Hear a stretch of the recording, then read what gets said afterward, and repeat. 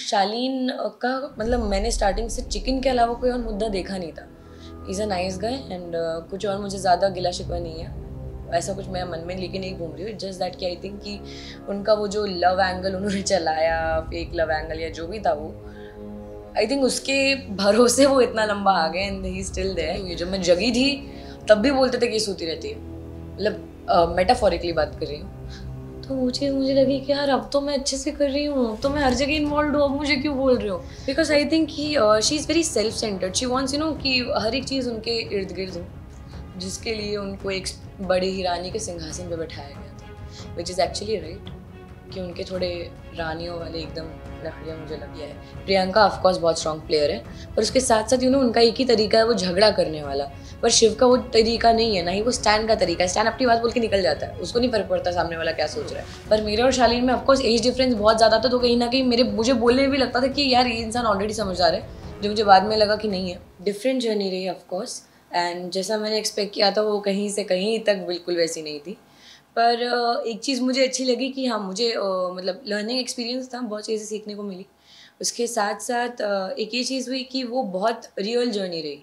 कि स्टार्टिंग में भले ही मैं फिट इन नहीं कर पा रही थी, देन कुछ और चीज़ें हो गई जिससे मैं और ज़्यादा it was more like a downfall for me. And then वहाँ से वापस से ऊपर आना, एंड सो आई थिंक कि it was a natural journey. तो उस चीज़ की मुझे थोड़ी खुशी है कि हाँ, एक रियल जर्नी थी मेरी. ऐसे खैर मैं किसी का वो नहीं लगा सकती कि मतलब कि ये डिजर्विंग नहीं है. They are inside and they still there. There must be a reason that they are there. It's just that कि हाँ, मैं अपने आप को मानती हूँ कि मैं डिजर्विंग थी और मैं और आगे आनी चाहिए थी, मैं जीत भी सकती थी. पर ये मैं नहीं बोल सकती हूँ कि किसको नहीं जीतना चाहिए, कौन डिजर्विंग नहीं है. बिना गेम खेले आगे तो मैं भी पढ़ी, मतलब मैंने कोई गेम नहीं खेला है, मैं दिल से चली हूँ अंदर. पर उसके साथ मैं अगर एक नाम लेना चाहूँ तो मेरी नज़र में शालीन. और उसका कारण बहुत सिंपल सा है कि अ, शालीन का मतलब मैंने स्टार्टिंग से चिकन के अलावा कोई और मुद्दा देखा नहीं था. Is a nice guy and कुछ और मुझे ज़्यादा गिला शिकवा नहीं है. ऐसा कुछ मैं मन में लेके नहीं घूम रही हूँ. जस्ट दैट कि आई थिंक कि उनका वो जो लव एंगल उन्होंने चलाया, फेक लव एंगल या जो भी था वो, आई थिंक उसके भरोसे वो इतना लंबा आ गए and he still there. So I think कि वो थोड़ा सा कि शायद मैं भी अगर कोई लव एंगल खेलती तो मैं आगे तक पहुंच जाती, फिनाले तक पहुंच जाती. या फिर मैं सिर्फ कैमरा में देखने के लिए कुछ भी फालतू के मुद्दे उठाते रहती, गंदगी करती या नीचा दिखाती, तो शायद मैं आगे पहुंच जाती. पर मुझे ये सब चीज़ें सही नहीं लगती हैं करना, टू बी ऑनेस्ट. हाँ, it is actually Bigg Boss is also actually become like a film, to be honest, जिसमें एक हीरो है, एक हीरोइन है, एक विलन बन जाता है. जितना मैंने इस सीज़न में नोटिस किया है, इस सीज़न की बात करी मैं पर्टिकुलर. पर मेरी नज़र में ये सही नहीं है, मैं सच्ची बोलूँ तो, कि आप मतलब ये क्या अगर आप फेक लव एंगल खेल रहे हो तो आपको बहुत ज़्यादा सपोर्ट मिलता है. मेरी नज़र में ये सब चीज़ें सही नहीं है. मेरी नज़र में आपको गेम भी खेलने की ज़रूरत नहीं है. आप अगर अपने दिल से चलोगे, क्योंकि एक बार मुझे याद है कि रुबीना जी ने भी बोला था कि जो भी करो ना बस सच्चे दिल से करो और कुछ भी नहीं. तो आप बस दिल से साफ रहो. अब सच्चे दिल से कोई भी चीज़ करोगे वो कहीं से कहीं तक गलत नहीं होगी. तो दिल से चलना चाहिए, दिमाग से पूरी दुनिया चल रही है. एक्चुअली मंडली इज़ नॉट अ कंपनी जैसा बना के रखा है कि मंडली लोगों को हायर करती है वहाँ पे काम करने के लिए. ऐसा कुछ भी नहीं है. मंडली जेन्युइन फ्रेंडशिप है, जो एक शब्द दे दिया गया मंडली. पर उसके अलावा वो एक जेन्युइन फ्रेंडशिप थी, जो लोग आपस में जो कनेक्ट कर पाए. शायद किसी एक इंसान से कनेक्ट कर पाए, पर धीरे धीरे करके हर एक इंसान से कनेक्ट करने लगे, क्योंकि कहीं ना कहीं मंडली में वो लोग हैं जो काफ़ी सेल्फलेस है. चाहे वो साजिद सर हो, चाहे वो अब्दू हो, चाहे वो शिव हो, चाहे वो स्टैन हो, चाहे वो निमृत हो, या फिर मैं हूँ. तो कहीं ना कहीं एक जो जेन्युइन दोस्ती होती है कि आप दोस्त के लिए कुछ भी कर सकते हो, वो मंडली है. तो मंडली इज़ नॉट लाइक कि कोई भी आए, 2-4 दिन अच्छे से बात हो तो उसको एकदम दोस्त बना लिया. नहीं, जब तक आप किसी इंसान से कनेक्ट नहीं करोगे तब तक आप मतलब दोस्त नहीं मान सकते ना. बहुत सिंपल सी चीज़ है वो. अरे यार, सब अपने आप में बहुत एंटरटेनिंग है, सच्ची बोलो तो.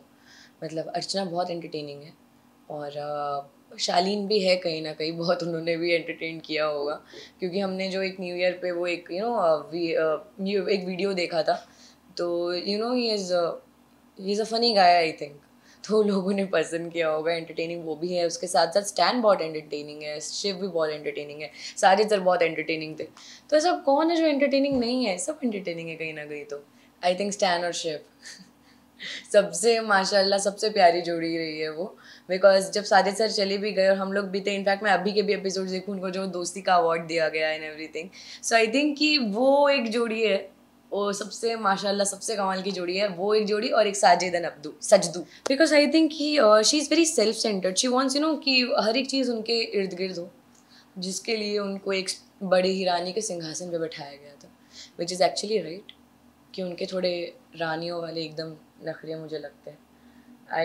इट्स नॉट दैट कि मुझे कुछ पर्सनल प्रॉब्लम है उनसे या नहीं, because for me show is ended, पर अभी जो आपने मुझे कारण दिया उसके हिसाब से और कोई है नहीं घर के अंदर।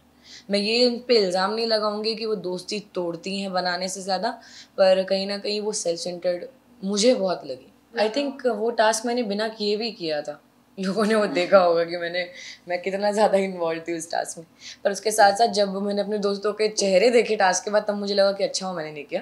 पर ये है कि हाँ, मैं ऑफकोर्स करना चाहती थी, पर उसके एक दिन पहले जो नॉमिनेशंस हुए थे, तो कहीं ना कहीं मुझे ये लग रहा था कि मेरे कारण ये चीज़ हुई है, तो नेक्स्ट डे उस टास्क में मैंने भी ज़्यादा फोर्स नहीं किया या मैंने ज़्यादा फाइट बैक नहीं किया कि नहीं मुझे जाना है, बिकॉज अगर कहीं ना कहीं मेरे कारण कुछ और गलती होती, कुछ भी होती, मुझे इतना विश्वास था कि नहीं छूटेगा विश्वास मुझे, लेकिन नॉमिनेट वाले में भी था, सो यू नेवर नो कि क्या हो जाए।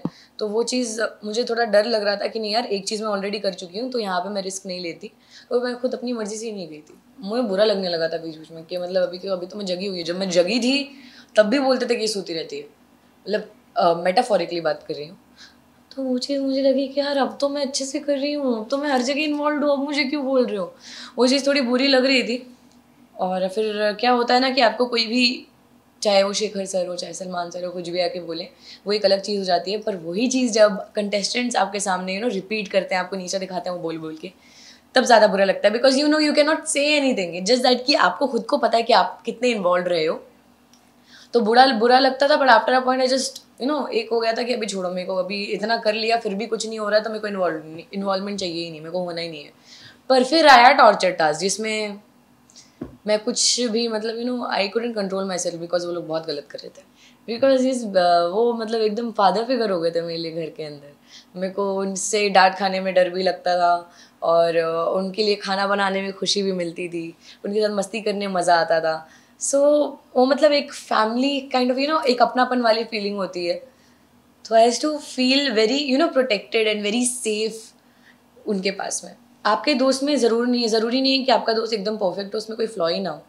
सो दोस्ती होती यही है कि आप सामने वाले की खामियां जानते हो, वो जो जहाँ जहाँ गलत है, जो जो बुराई है वो आप जानते हो, लेकिन उसके बावजूद आप उसको एक्सेप्ट करते हो। मेरी नज़र में दोस्ती वो है, आप उसको समझाते ज़रूर हो, पर मेरे और शालीन में ऑफकोर्स एज डिफरेंस बहुत ज़्यादा था, तो कहीं ना कहीं मुझे बोलने में भी लगता था कि यार ये इंसान ऑलरेडी समझदार है, जो मुझे बाद में लगा कि नहीं है। पर स्टिल मेरे लिए स्टार्टिंग में वही चीज़ थी कि यार he is my friend and whatever, like कुछ भी बुराइयाँ हो, I should accept him the way he is, because दोस्त है मेरा, सो वाई नॉट, मेरा ये सोचना है। आई थिंक कि निमृत के लिए ऐसा नहीं मैं बोल सकती, क्योंकि वो ऑफकोर्स कि इम्पॉर्टेंट नहीं थे, उनके पापा ने जो बोला। पर एक चीज़ हो जाती है जो शायद मैंने भी सेकेंड वीक में की थी, कि हमें कहीं ना कहीं ये लगता है ना कि हम वो ज़िंदगी जी रहे हैं, बाकी लोग वो ज़िंदगी देख रहे हैं, तो हम क्या चीज़ फील कर रहे हैं वो हम जानते हैं, उस चीज़ में हम गलत हैं, वो मैं भी मानती हूँ एंड आई गेस वो निमृत भी मान रही होगी।